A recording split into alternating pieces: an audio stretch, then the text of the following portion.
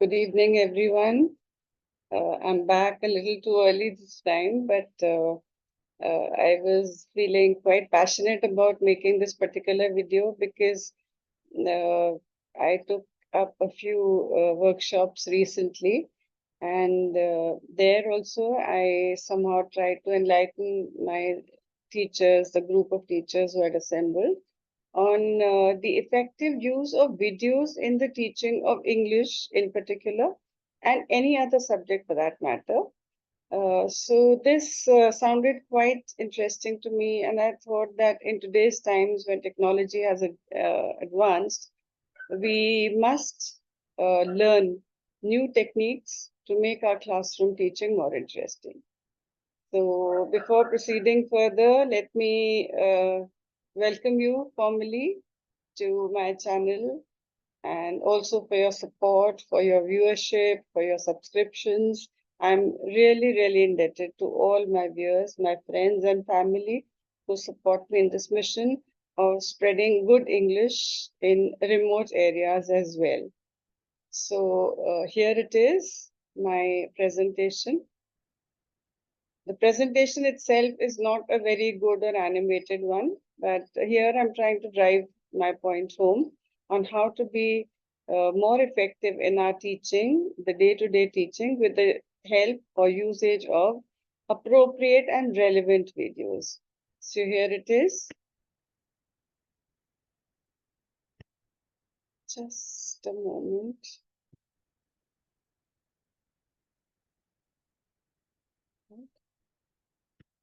So here we go to the present part.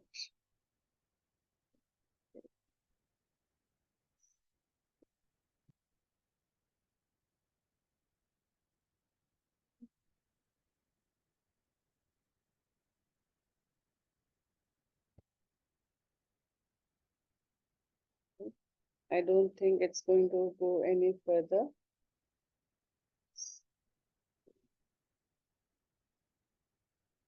Right. Okay. So how do we use videos to boost our English language skills? Recently, it has been observed that using of videos or video content is an excellent way to improve your English language skills.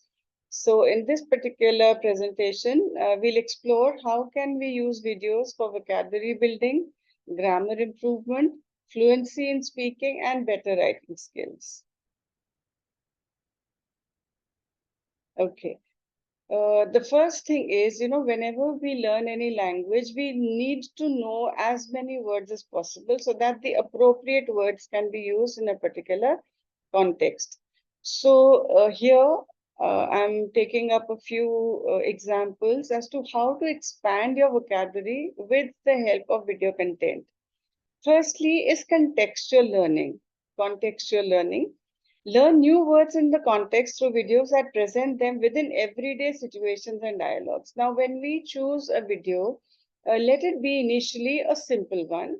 For example, let us take a conversation between two people. We could even use an animated video for this. So when people listen to words, I will be giving examples in the next slide. So what exactly is contextual learning? I'm going to take it in further detail. The second is visual learning. Now, when we associate words with a certain image or animation, or maybe just anything that we see, there are so many words that we can associate with that and then learn them, how to be used in a particular or the correct context. The third point in this is to embrace diversity. We have to expose ourselves to different kinds of situations, to different genres, and I will be taking this again in the next slide. So for the first one, that is contextual learning. That is, to get the meaning of a word in the way it is being used in a particular sentence. Like, for example, I can say he suffers from troublesome nights due to insomnia. If you try to figure it out, I'm sure most of the people will very easily understand that the person is not able to sleep. So, what is insomnia? It is lack of sleep. He suffers because he's not able to sleep because he's suffering from insomnia. The next example is Jack won the jury over with the candor of his testimony. So, why did he win the jury over? Because his testimony was so true. It was so honest. So, here candor refers to being honest. So, this is how we can get to the meanings of words by seeing or experiencing how they are being used in a particular context. Now, as I mentioned, visual learning. For example, if somebody says videos, that's what I'm taking up today. So there are so many words. In fact, there are hundreds of words which can be associated with the word videos. Documentary, multimedia, camcorder, animation, cinematic, Polaroid, metafilm, nanofilm, cartoon, editing. There are so many words which can be associated with this word. So when you see a video or when the word video is flashed before your eyes, you can learn so many more. And then we have to learn, of course, to use them in our day-to-day conversation. Suppose we are doing science and I say plant kingdom.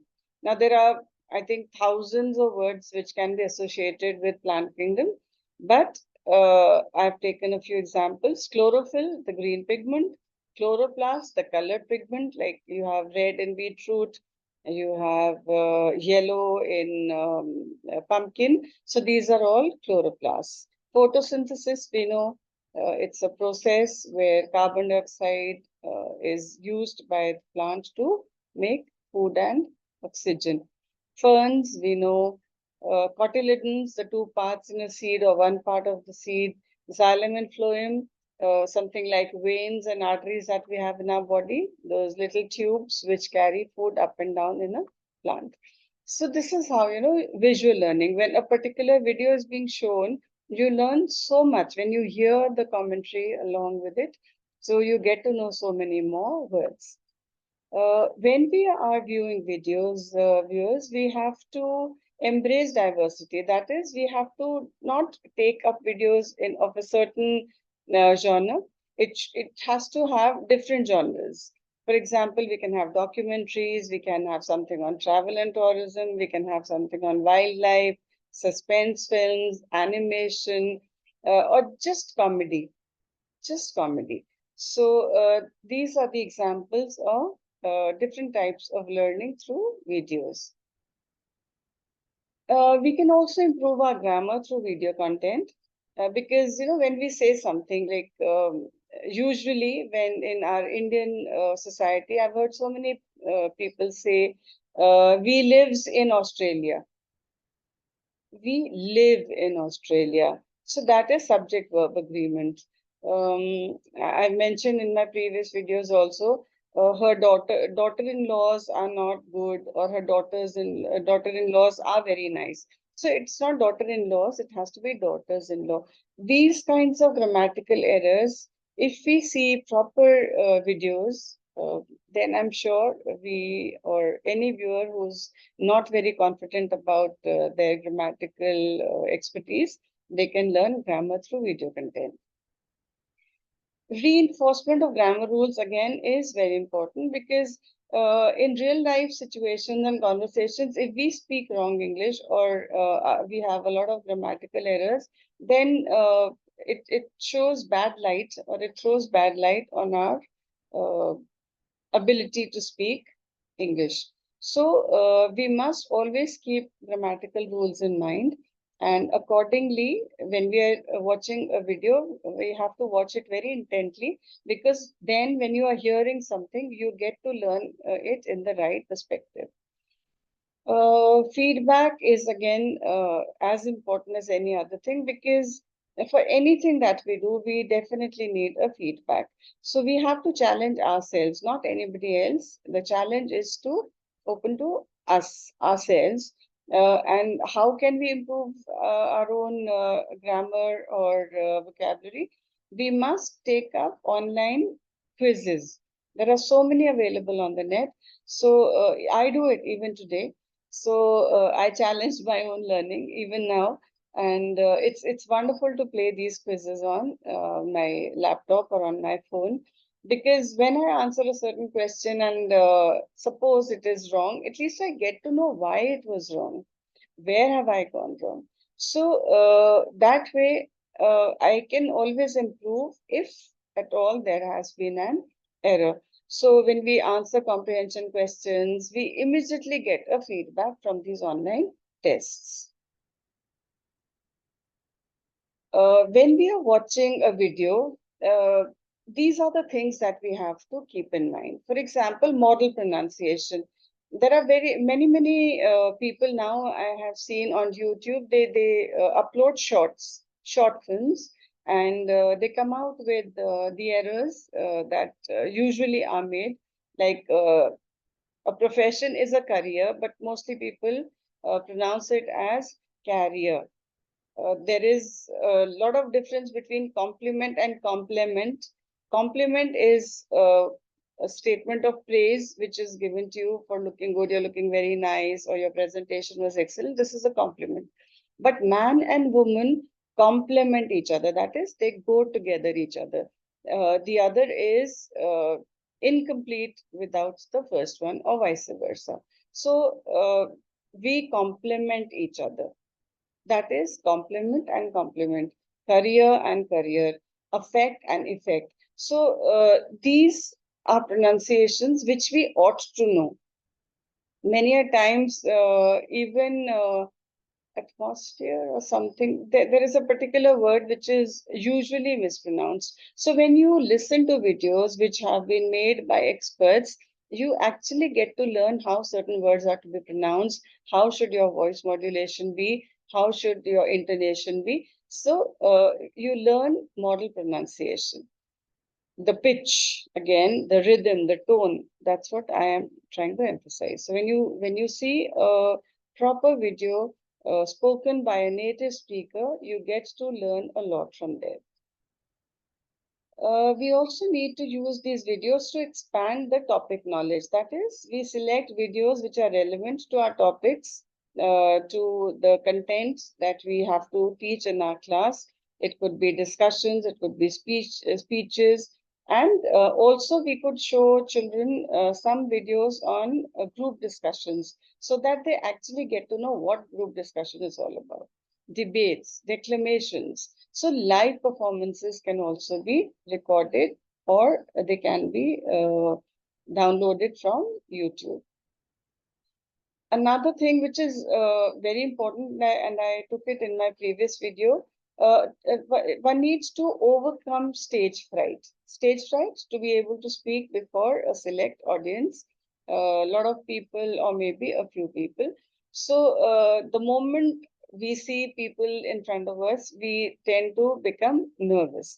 So when we see videos and we sort of, we start speaking with the person who's speaking over there, we may pause it and then continue ourselves, because these things can be done. When I'm operating a video, I can pause it anytime and start off with my own personal activity.